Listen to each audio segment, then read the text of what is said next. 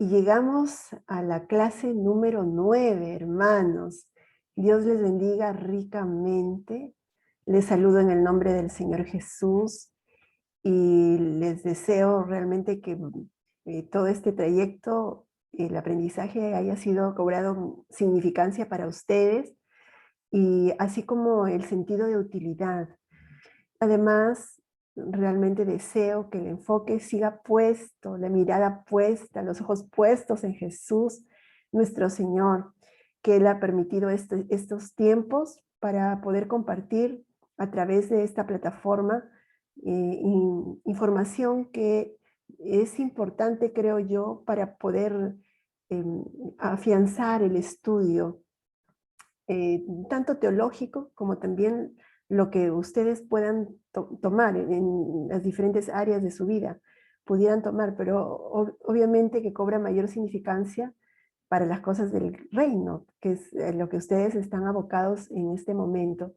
Y lo que sí, la recomendación es que el enfoque siga puesto, ¿no? Puesto allí en los objetivos, en las metas que ustedes han trazado, que nada ni nadie distraiga el objetivo y que el enemigo si en algún momento viene a distraer, porque muchas veces lo hace de manera muy sutil, distraer, atraer cansancio, atraer fatiga, atraer, bueno, a veces una sobrecarga aún de actividades, y distrae, quita, pone obstáculos, ¿no? Y bueno, como que nos va desviando del camino.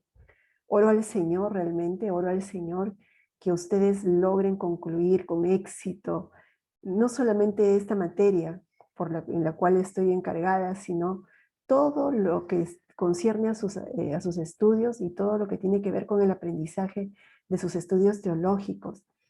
Realmente que Dios se glorifique, sea glorificado en cada una de las actividades que ustedes realizan. Ese es mi deseo y que el enemigo, si en algún momento ha querido poner algún obstáculo o alguna sobrecarga, no venga a lesionar o a paralizar lo que el Señor ha comenzado en ustedes. A través de este tiempo de aprendizaje, nada ni nadie venga a detener las metas que ustedes ya están planificadas desde antes, ¿no es cierto? Desde de los pensamientos del Señor estaba que ustedes estudiaran, que ustedes aprendieran, que ustedes participaran activamente de este seminario del nivel básico, pero también de la temática de los métodos y técnicas de estudio. Entonces, es mi deseo que concluyan con éxito y que nada ni nadie pueda paralizar lo que Dios ha iniciado también en esta área. Así que vamos a continuar. Miren cómo pasó el tiempo y ya estamos en la sesión número 9. Vamos a ver, en esta sesión queremos determinar las características, formas y uso de los esquemas como método de aprendizaje. Y a partir de una situación propuesta, elaborar un esquema. Vamos a revisar una tercera técnica que tiene que ver con el método de organización de información o también organización del pensamiento. Y hemos visto primero los mapas conceptuales, luego hemos visto los mapas mentales y en esta oportunidad nos toca tratar los esquemas, que viene a ser una técnica muy interesante, de mucha aplicación práctica, que estoy segura que ustedes la conocen, la han tratado, la han utilizado muchas veces, pero que el día de hoy la vamos a revisar de una manera más técnica. Observamos, perdón, ahí está. Vamos a ver qué son los esquemas. Un esquema es una síntesis gráfica y permite la presentación de las ideas principales, secundarias, detalles y matices de un contenido estructurado de un modo lógico donde recoge con precisión y claridad las ideas del tema. Esta estructuración lógica de la materia que se estudia permite captar de un solo golpe de vista todo el contenido. Entonces, mediante la técnica del esquema, se busca obtener una visión totalizadora del tema de estudio, facilitándonos la memorización y también el repaso del mismo, permitiendo que el que lo usa perciba la información expresada sintéticamente. Entonces, de una sola vez, en una sola mirada panorámica, se va a poder ver todo el contenido de un determinado tema. Aquí vemos en el gráfico, bueno, hay un esquema, vemos, bueno, de manera creativa se ha planteado, hay en el centro una temática y luego vienen como ramas, ramificados, ideas que parten de la parte central, ¿no? De la idea central, del contenido del tema central. Vamos viendo. Los esquemas tienen muchas ventajas, muchas ventajas. Ofrece una clara estructura visual del contenido de un tema. Permite captar de un vistazo, de un solo vistazo, lo esencial y lo presenta de una manera más organizada. También favorece la visión en conjunto de todo el tema y desarrolla las capacidades de análisis, de relación, de orden lógico, de síntesis, etc. Porque para poder elaborar el esquema, pues se ponen en proceso y en dinamismo todos estos procesos cognitivos. Y bueno, al ser una técnica de estudio activa, aumenta el interés y la concentración sobre el tema, mejorando al mismo tiempo la memorización. Facilita la comprensión al tener que estructurar las ideas, favorece la memorización al utilizar la memoria visual y sobre todo se ahorra tiempo, hermanos, a la hora de memorizar el esquema y de hacer posteriores repasos, ya que se va directamente a lo importante. No se necesita leer toda la lección. Vemos aquí también un esquema colorido con una idea principal y también las ideas secundarias, las divisiones, que están ordenadas de manera jerárquica. Los esquemas nos permiten disponer sintéticamente y en un solo golpe, ya hemos visto de vista, mucha información. Esta es una de las ventajas más importantes, que yo puedo tener mucha información condensada en un solo esquema, en un solo organizador visual, ¿no?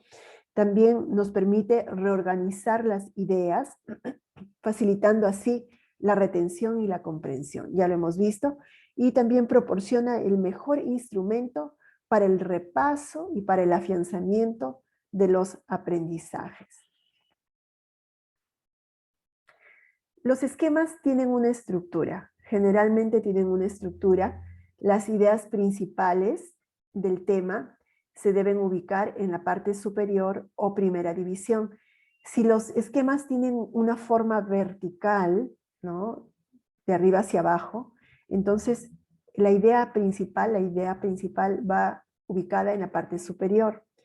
Pero si los esquemas van de izquierda a derecha, las ideas principales van ubicadas en la parte de la izquierda, generalmente, salvo que por algunos motivos, de repente de espacio, porque como el esquema abarca toda la página, digamos, todo el espacio de una hoja, entonces muchas veces para ganarle espacio se coloca el tema principal en la parte superior o en la parte del centro.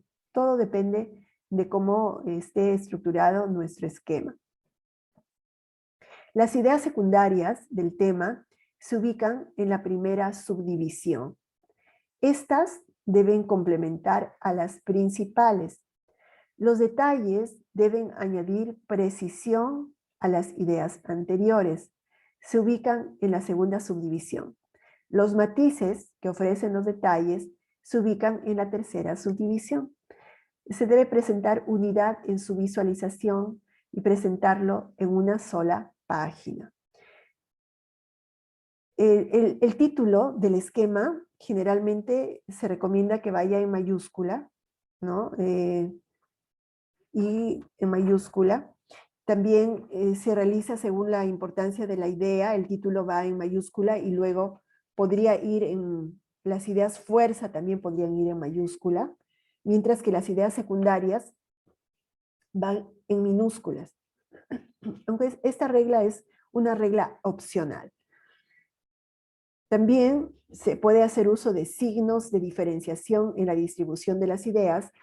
Se pueden colocar números, ¿no? Se pueden colocar letras, signos, códigos, todo lo que posibilite sintetizar información. Es posible. Y en cuanto a la presentación de los esquemas, se manejan algunos criterios. Los esquemas deben tener limpieza y claridad, hermanos. La limpieza es básica y claridad, porque nos va a mostrar el tema en conjunto y necesitamos que haya la claridad respectiva para poder comprender, y no solamente nosotros, sino que sea comprensible a los ojos de todos los que lo ven. También es necesaria la utilización generosa del espacio. Habíamos dicho que se utiliza en una hoja completa, entonces es necesario usar el espacio generosamente, no quedarnos, no agolparnos, no tomar solamente postura central o izquierda o derecha, sino tratar de hacer el máximo uso de la hoja. También se utilizan signos, códigos, letras y texto. Todo esto deben ser utilizados correctamente, según las normas, ¿no? Todo correctamente, que haya una pulcritud en la presentación de los esquemas. Y también tiene que haber una jerarquía y coherencia entre las ideas principales y las ideas secundarias guardan jerarquía, ¿no? Guardan un orden, una consistencia y coherencia. Vamos a ver a continuación, vemos aquí un esquema, miren ustedes, cómo lo han desplegado de manera gráfica, de manera creativa, es un esquema. Vamos a ver ahora sí los tipos, pasos para elaborar un esquema. Vamos a ver, hay pasos para elaborar un esquema. En primer lugar, se tiene que leer el contenido, ¿no? Y leer no una vez, sino hasta 2 veces. Es necesario leer el contenido porque se necesita subrayar. Ya sabemos que para subrayar necesitamos determinar las palabras claves, las más importantes, las que cobren relevancia.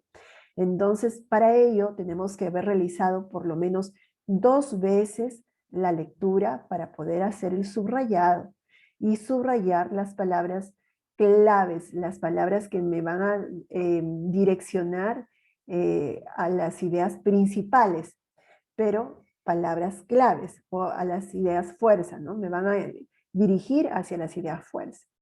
Luego de haber leído y haber subrayado, buscar un título que sea una síntesis del contenido, un título que englobe el tema del cual voy a tratar en ese esquema, ¿no?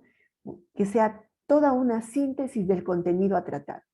También dividir el tema en 3 o 4 apartados generales, que van a ser, digamos, las divisiones principales de nuestro esquema. Generalmente son 3 o 4, pueden ser más también, ¿no? Dependiendo del contenido que se trate. Luego de ello, también otro de los pasos es poner cada idea en un apartado diferente, cada idea en apartados diferentes. Cuidar que se correspondan verticalmente los apartados de cada categoría. Pueden ser vertical, como hemos dicho, pero también pueden ser de manera horizontal, dependiendo de la naturaleza del esquema, de la categoría del esquema, del tipo de esquema que se esté trabajando. Entonces, se necesita que se correspondan las ideas, que haya coherencia entre las ideas, ¿no? Y que cada división y subdivisiones estén en completa relación entre sí, ¿no es cierto? Entre sí. Vamos a ver los tipos de esquemas. Tenemos el esquema de llaves, Este esquema de llaves se caracteriza precisamente por emplear llaves para subdividir las ideas principales, secundarias, detalles y matices, y se presenta en forma horizontal, como lo podemos observar en el gráfico, ¿no? Y con respecto al título, suele ir en la izquierda, el título suele ir en la izquierda y en el centro, a veces, por razón de espacio, va arriba. Su estructura gráfica es la siguiente, como la podemos ver. También el esquema de llaves es denominado cuadro sinóptico. A este esquema también le llamamos cuadro sinóptico. Y se emplea cuando el tema exige muchas subdivisiones. Es sintético, por lo tanto se utiliza más títulos que contenidos descriptivos. Se expresa de izquierda a derecha, como lo hemos visto, tiende a ser abarcativo en esa dirección. Se realiza a partir de una idea principal expresada en mayúsculas. Se recomienda que se exprese en mayúscula la idea principal hasta llegar a las subdivisiones de menor importancia, expresadas en minúsculas, existiendo congruencia entre todas sus dependencias. Aquí es necesario haber ya realizado el subrayado, porque el subrayado va a constituir el instrumento eficaz para poder realizar este esquema de llaves. Vamos observándolo aquí mismo. Miren, tenemos el título del tema, luego vienen las ideas principales, luego viene en la primera división, en la primera subdivisión, vienen las ideas secundarias, luego en las subdivisiones, ¿no? Digamos ya tercera, segunda subdivisión, y esta tercera subdivisión. Acá tenemos un ejemplo con el cuerpo humano. Hemos visto acá algunas ideas principales, ¿no? En las ideas principales, la primera división, y luego viene una primera subdivisión. Y si quisiéramos seguir haciendo divisiones de divisiones, lo pudiéramos hacer, ¿no? Dependiendo de la naturaleza del tema o el contenido que nosotros quisiéramos trabajar con un esquema de llaves. Otro de los tipos de esquemas es el esquema de flechas. Como observamos, hermanos, en lugar de usar llaves, utiliza flechas, pero casi tiene las mismas características. Parte de un tema general y luego vienen las ideas principales y luego vienen la primera división y las subdivisiones, ¿no? Aquí he puesto como ejemplo, por ejemplo, los atributos de Dios. Tenemos atributos naturales y morales. Los naturales vienen a ser las ideas, la primera división, y luego a partir de los naturales voy a tener las primeras subdivisión, ¿no? Para naturales, Dios es omnipresente, omnipotente, omnisciente y eterno, ¿no? No son atributos de Dios. En cuanto a los atributos morales, decimos que Dios es verdad, es fiel, es justo, ¿no? Esta es la justicia, amor y santidad. Son los atributos de Dios. Y bueno, si quisiéramos continuar con flechas, pudiéramos seguir haciéndolo. Entonces, es algo muy similar al esquema de llaves o cuadro sinóptico. Este es el esquema de flechas. Otro de los tipos de esquemas, hermanos, son los diagramas. Los diagramas es el esquema cuyo diseño es el más sintético de todos, ¿no? Este es uno de los más usados y yo estoy segura que todos hemos usado en alguna oportunidad este tipo de esquemas, los diagramas. La presentación gráfica permite apreciar las relaciones entre conceptos e ideas fundamentales con las secundarias. Son especialmente útiles para representar clasificaciones bien definidas como organigramas, genealogías, jerarquías, relaciones entre órganos e identidades, etc. Existen diversos tipos de diagramas, entre los cuales podemos mencionar, por ejemplo, diagrama de flujo, diagrama de procesos, diagramas de arcos, diagramas de causa-efecto, diagramas de pirámide, diagrama circular, ¿no? Etcétera. Y hay muchos más. ¿no? Etcétera. Siguen muchos más. Todo depende del contenido, depende de la creatividad, de lo que nosotros queramos plasmar en ese esquema. Acá a continuación tenemos un ejemplo de un diagrama de flujo.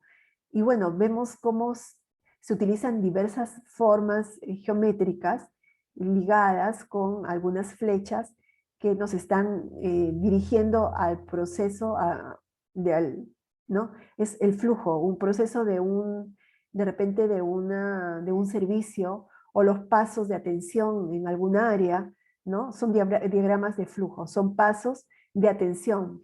En algunos casos se consideran como diagramas de flujo. ¿Qué paso seguir? ¿No? ¿Qué paso seguir en una determinada, en un determinado proceso? Se llama diagrama de flujo. Otro de los esquemas también muy utilizados en los estudios, en los diferentes niveles, tanto en el nivel básico, regular, como también superior, son los cuadros comparativos, ¿no? Los cuadros comparativos consisten precisamente en cuadros de doble entrada, es un cuadro de doble entrada que permite organizar la información de acuerdo con unos criterios previamente establecidos. La finalidad principal es establecer las diferencias entre los conceptos que se tratan. Este tipo de esquema facilita el análisis de textos y de conceptos. Aquí nos va a ayudar muchísimo en el estudio. Cuando nosotros queramos comparar de repente contenidos, queramos comparar características de situaciones o comparar, encontrar similitudes o diferencias, los cuadros comparativos cobran bastante importancia. Pueden emplearse también para expresar analogías, como les decía, diferencias respecto a conceptos, teorías, características, etc. Se elabora teniendo presente la correspondencia entre los elementos de análisis. Aquí yo he tratado de, bueno, plasmar, tomado de un autor, pero parece como que no ha salido muy claro, es sobre las 7 iglesias del Apocalipsis, ¿no? Según el autor, nos señalan la historia de la iglesia de Jesucristo, y están las 7 iglesias, miren, y cada una de ellas tiene una fecha, según el autor, una fecha en la cual se va desenvolviendo en relación con la historia de la iglesia. Pero cada una de ellas presenta ciertas características como las que narra en Apocalipsis. El Señor está narrando en Apocalipsis a través del apóstol Juan, narra las características de cada una de las iglesias.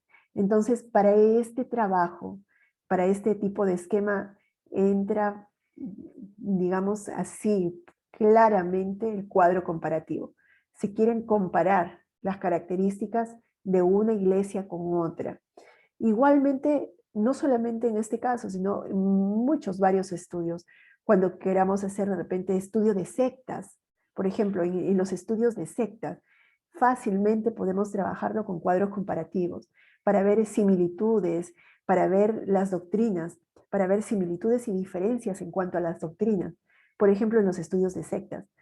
También en posturas ideológicas que nosotros tenemos que defender de repente en nuestra fe, ¿no? Posturas ideológicas claramente marcadas, nosotros podemos, mediante cuadros comparativos, establecer nuestras ideas como cristianos y compararlos con las diferentes ideas o posturas que se están actualmente de repente manifestando o promoviendo, gestando, ya no gestando, sino promoviendo y abiertamente utilizando, ¿no? Entonces, necesitamos defender nuestra fe.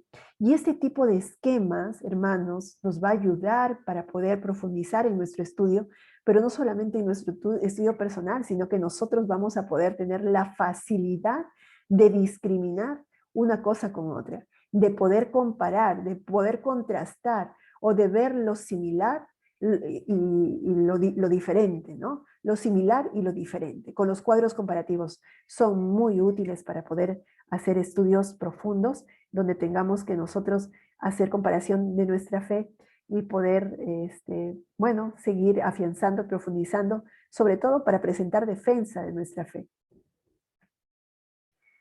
Bueno, también existen otros organizadores que son a forma de índices, ¿no? Y tenemos el esquema numérico. Este esquema se caracteriza por emplear números, generalmente números arábigos o indoarábigos, para subdividir las ideas principales, secundarias, detalles y matices. Se presenta en forma vertical, debe ser preciso, se utiliza cuando se requiere ordenar ideas sucesivamente. Aquí tenemos nosotros el ejemplo de cómo se van desplegando de forma numérica los números arábigos. Entonces se comienza el título y luego la división 1, 2 y luego las subdivisiones con punto, ¿no? 1.1, 1.2, 2.1, 2.2 y sucesivamente las divisiones todavía más pequeñas, de menos jerarquía, 1.1.1 y así sucesivamente. Vamos a ver, por acá me parece, no. Y muy parecido al esquema numérico están los esquemas de letras. Vamos a ver que los esquemas de letras, también muy parecido a un índice, se caracteriza por utilizar letras mayúsculas y minúsculas para subdividir las ideas principales, secundarias, detalles y matices. Y se utiliza de la siguiente manera. Las letras mayúsculas A, B, C se utilizan para las ideas principales. Las letras minúsculas A, B, C para las ideas secundarias. Las minúsculas entre paréntesis para los detalles, ¿no? Los detalles, o sea, ya va en una tercera división, y las minúsculas entre líneas para los matices. Y este esquema de letras, como el esquema numérico, se presenta en forma vertical. Aquí tenemos nosotros el ejemplo de un esquema, ¿no? Tal cual como se muestra, literal. Comienza primero el título, aquí están, luego con letras mayúsculas y están las divisiones más amplias, más generales, luego las subdivisiones van con letras minúsculas, luego ya la segunda subdivisión van entre paréntesis, y bueno, la siguiente subdivisión ya va entre líneas, las letras minúsculas pero entre líneas. Entonces aquí está un claro ejemplo, parece todo un índice, ¿no? Que se está trabajando con un esquema de manera literal. También hay esquema mixto. El esquema mixto se caracteriza porque mezcla los números romanos, los arábigos, las letras mayúsculas y minúsculas. Se utilizan para subdividir las ideas principales, secundarias, detalles y matices. Se utiliza de la siguiente manera. Los números romanos para las divisiones, los números arábigos, 1, 2, 3, por ejemplo, para las subdivisiones, las letras mayúsculas A, B, C para las segundas subdivisiones y las letras minúsculas A, B, C para las terceras subdivisiones.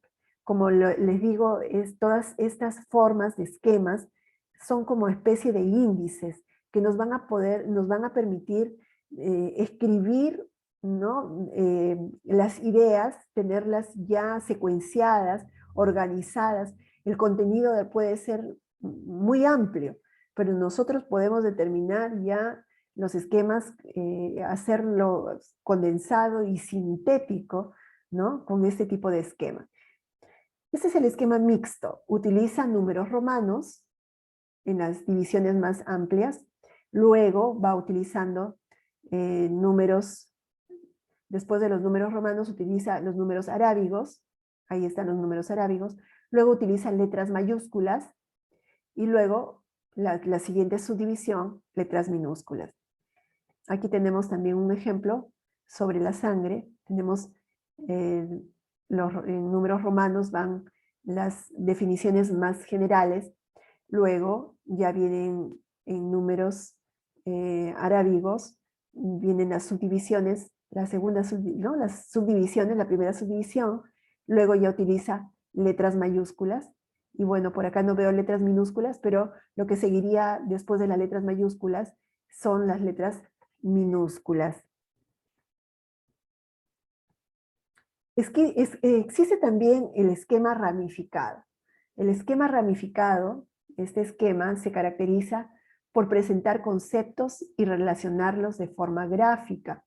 Utiliza recuadros para subdividir las ideas principales, secundarias, detalles y matices. Y se presenta en forma ramificada y dispersa. Se utiliza para presentar clasificaciones, ¿no? Sobre todo clasificaciones prolongadas. En esta oportunidad se utiliza este tipo de esquema ramificado. Son clasificaciones prolongadas o también procesos, también se utiliza para procesos. A ver, aquí tenemos el ramificado, el esquema ramificado, parte de la idea general, luego siguen las subdivisiones, ¿no? Y esta está dispuesta de manera vertical, ¿no? De manera vertical.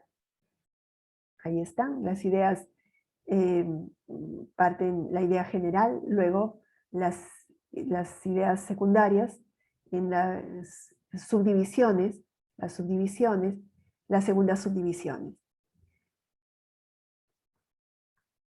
Luego tenemos el esquema de procesos.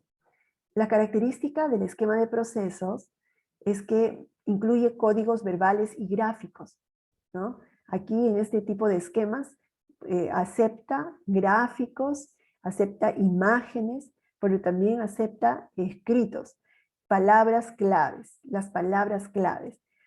También utiliza ilustraciones para subdividir las ideas principales, secundarias, detalles y matices, consideradas en el proceso de elaboración del producto que queremos describir. Se presenta en forma gráfica también iconos que representen elementos concurrentes en el proceso de elaboración.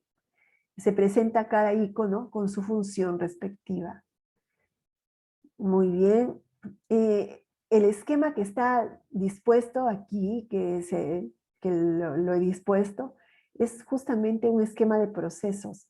Miren cómo es que parte están las imágenes y también las letras, las palabras claves, ¿no? Es todo un proceso de producción. Comienza con la cancha de acopio, luego pasan a los camioncitos, miren, pasa un descortezador, ¿no? Un descortezador, un chipeador, dice, y luego va al armero. Bueno, es un proceso productivo industrial que nos está mostrando en esta imagen, con este esquema. Y bueno, hermanos, hemos llegado a la parte ya final. Yo les quiero animar una vez más en el cumplimiento de las tareas, en el cumplimiento de los foros. En esta sesión tenemos en el foro la pregunta: ¿cuáles son las diferencias entre esquemas y los mapas conceptuales? Ya que hemos trabajado los mapas conceptuales, entonces es mucho más fácil y es fácil poder discriminar y ver las diferencias claramente que existen tanto entre los esquemas y los mapas conceptuales.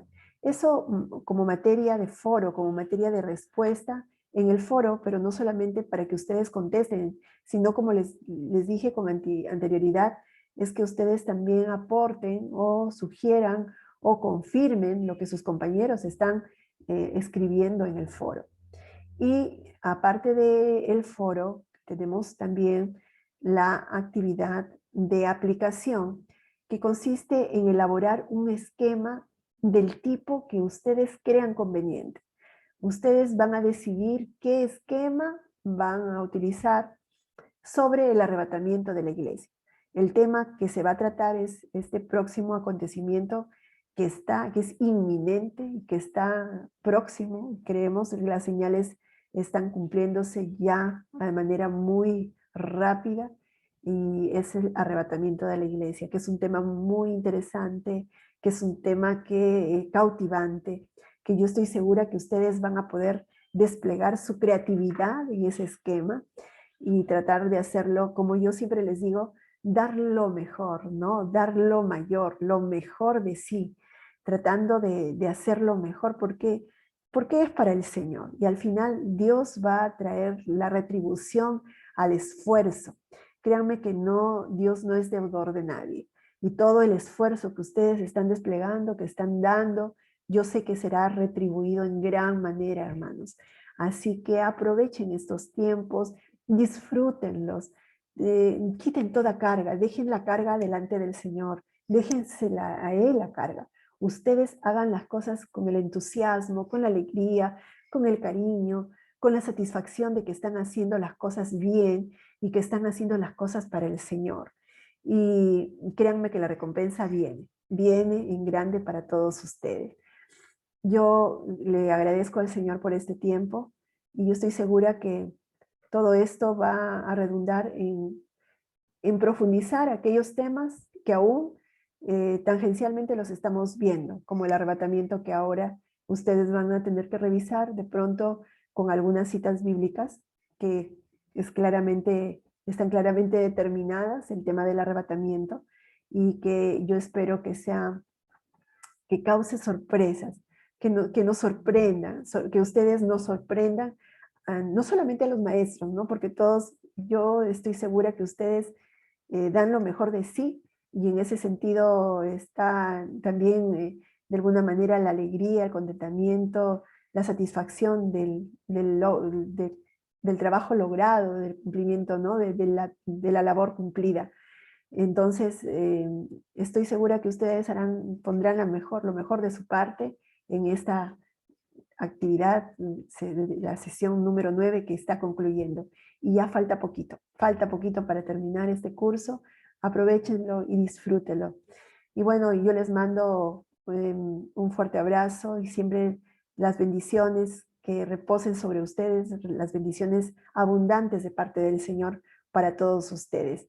Que Dios les bendiga, hermanos, y nos estaremos encontrando en la próxima sesión.